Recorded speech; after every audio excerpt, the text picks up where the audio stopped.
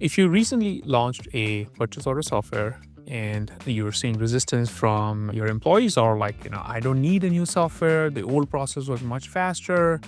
If you're hearing all this, you're not alone. These are the common things you will hear when you're rolling out any new technology. But if you're struggling with, this video is for you, because here I'll break down 3 simple things that should be considered while rolling out a system and making sure that it gets adapted. And stick till the end, where I'll share a little bit of mindset shift that you should consider when you're rolling out any new technology, whether it's purchasing or any other software for that matter.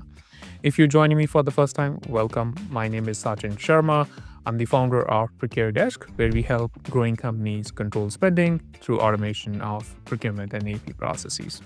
So let's talk about number 1. You want to make the process faster than their previous process, right? So the current process might be call the vendor, get what you need, and then AP need to worry about invoicing and how to pay. Now, that's easy. What could be easier than that? You could have a mobile app that allows them to create the purchase request from anywhere. If they are calling a central office, for example, very common in construction projects, they rather give them an app. What could be easier than that? Everybody has a phone.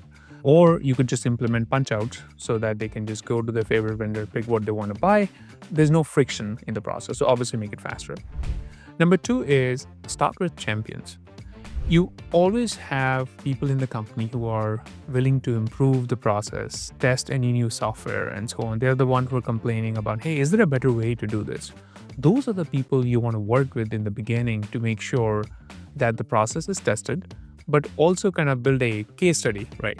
So when others see them, they know that the process already works. It reduces the friction, reduces their, I would say, resistance to change. Number 3 is remove any sort of friction from the process.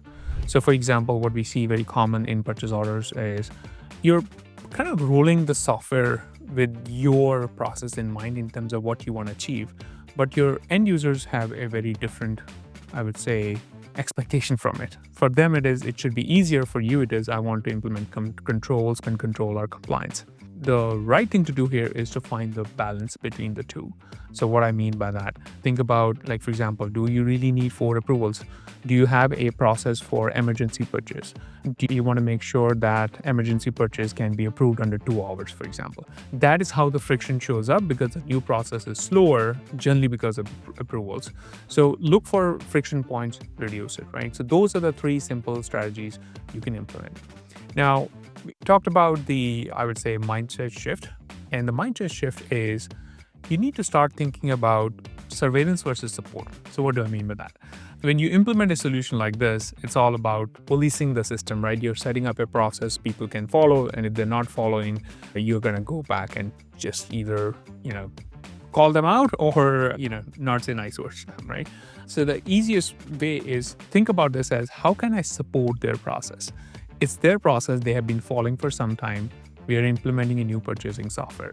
What can I do now to make it easier for them? And the more you think about that, the easier it will become for adoption, right? So just to recap, 3 simple strategies you can use today to ensure PO software adoption. Number 1, make it faster. Number 2, start with champions. And number 3, remove friction. If you like this video, go hit the subscribe button so you get notified when we release videos like this next time. Thank you for joining me today, and I'll see you in the next video.